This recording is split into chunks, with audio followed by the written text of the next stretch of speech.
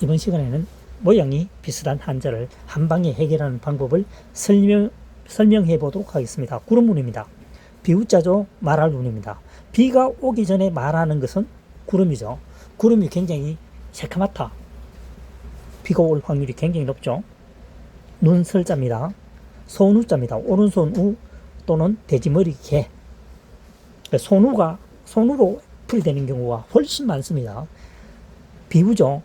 비 같은 게 손 위에 쌓인다는 거죠. 비는 쌓일 수 없고 눈은 쌓이게 되겠죠. 눈은 녹으면 비가 되니까요. 눈설이 되겠습니다. 구할 숫자입니다. 뭡니까? 비우자죠. 이을리.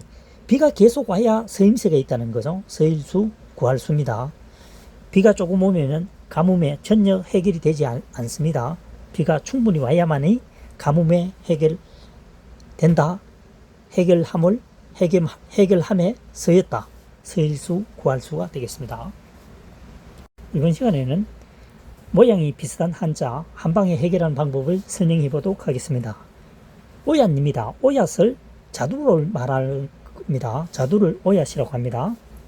여기서는 심부름꾼 아시죠? 심부름하다. 심부름꾼이 먼저 하시고 오얏이 하면 되겠습니다. 나무 밑에 있는 아들에게 심부름을 시킨다는 거죠. 심부름은 보통 아들에게 시키죠.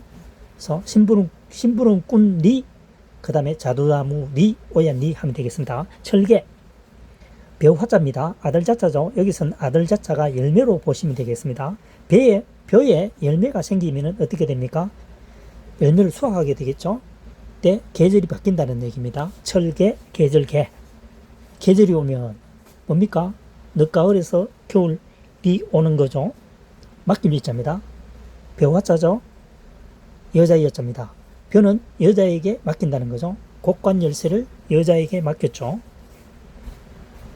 그래서 맡길 위자가 되겠습니다.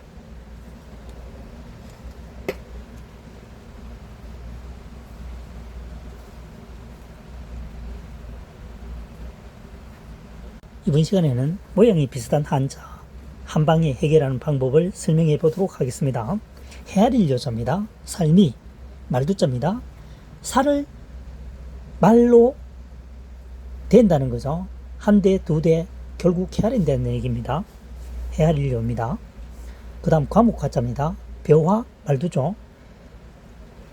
벼를 생산해서 말로 잴 때까지는 헤아릴까지는 어떤 성장 과정이 있겠죠. 그래서 과정과 먼저 하시고 과목과 하면 되겠습니다. 벼를 심고 거두고 탈곡하고 그 다음 대로 세워져요. 헤아리죠. 그 과정입니다. 과정과. 그 다음 등나무 과자입니다. 풀초죠. 과정과죠. 그래서 풀이 과정을 밟고 있는 것처럼 생긴 것은 등나무다. 등나무 과자가 되겠습니다. 등나무 과. 이번 시간에는 모양이 비슷한 한자를 한 방에 해결하는 방법을 설명해 보도록 하겠습니다. 일천천이죠. 열십입니다. 열십을 모아서 붙이고 또 붙이고 옆으로 뭡니까? 미루어 놓는다는 얘기죠. 열십을 계속 하다 보면 천개가 된다는 얘기입니다. 일천천입니다. 그 다음 방패간자입니다. 두이자죠. 그 다음 뚫을곤입니다. 두이는 하늘과 땅을 의미하기도 합니다. 하늘과 땅 사이에 뚫는 것을 막는 역할을 하는 것은 방패다라는 얘기입니다. 그래서 방패간자입니다. 하늘과 땅 사이에 뚫고자 하는 것을 막으려고 하는 것은 방패다. 방패간자가 되겠습니다.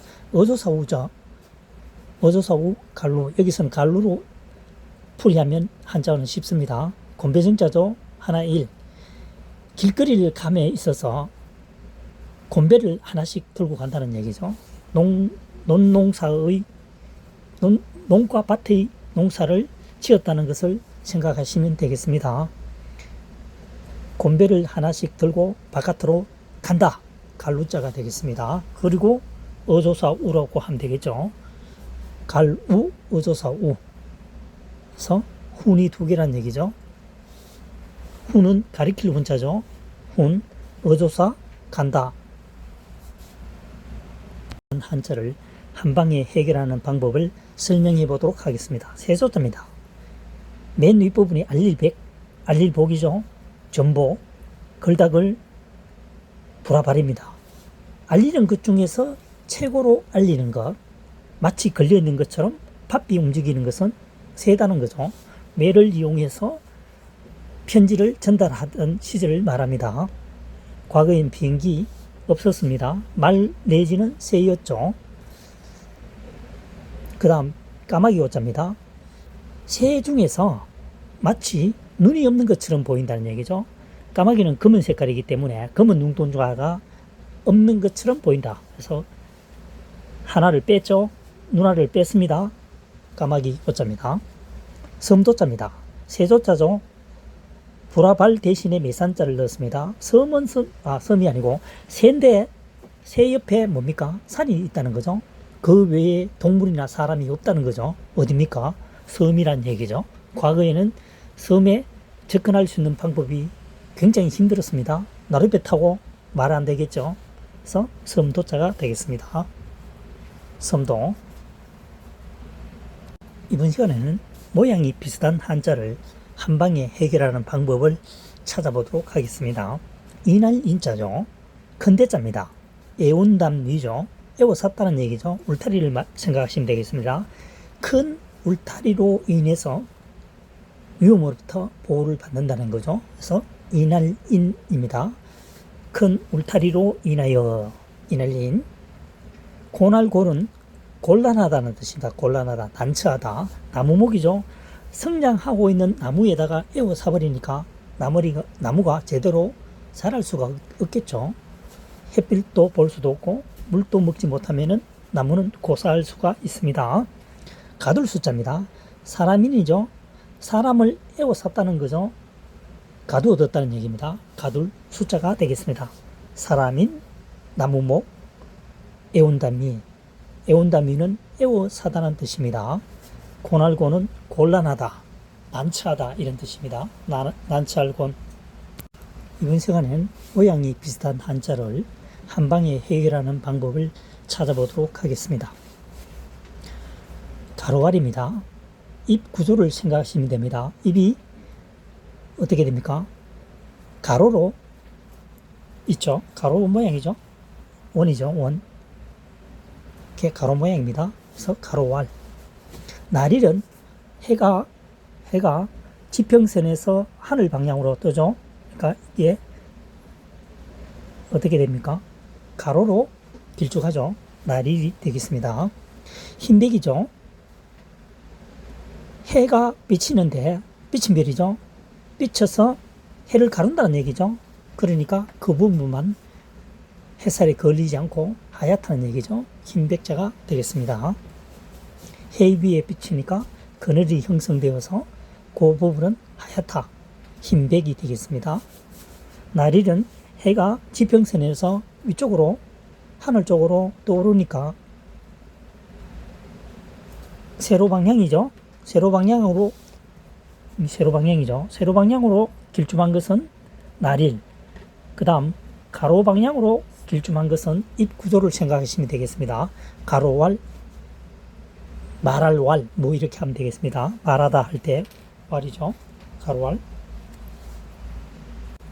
모양이 비슷한 한자 한 방에 해결해 보도록 하겠습니다. 임금왕입니다. 흑토죠. 하나일입니다. 땅 위에 첫 번째 넘버원은 누구냐? 임금이겠죠. 임금왕입니다. 구슬옥이죠. 임금왕입니다. 남은 것이 불똥주. 임금이 불똥처럼 반짝반짝 하는 것을 가지고 있습니다. 구슬이겠죠. 돈이 되지 않는 것을 임금이 가지고 있을 이유가 없겠죠. 그래서 임금이 불똥처럼 반짝반짝한 것을 가지고 있는 것은 보배 구슬이다. 구슬옥. 그 다음 주인주자입니다. 임금왕이죠. 또는 갈왕자입니다. 불똥주. 갈 때쯤 불을 켜는 사람은 누구다? 주인이다. 주소 주인 주자가 되겠습니다.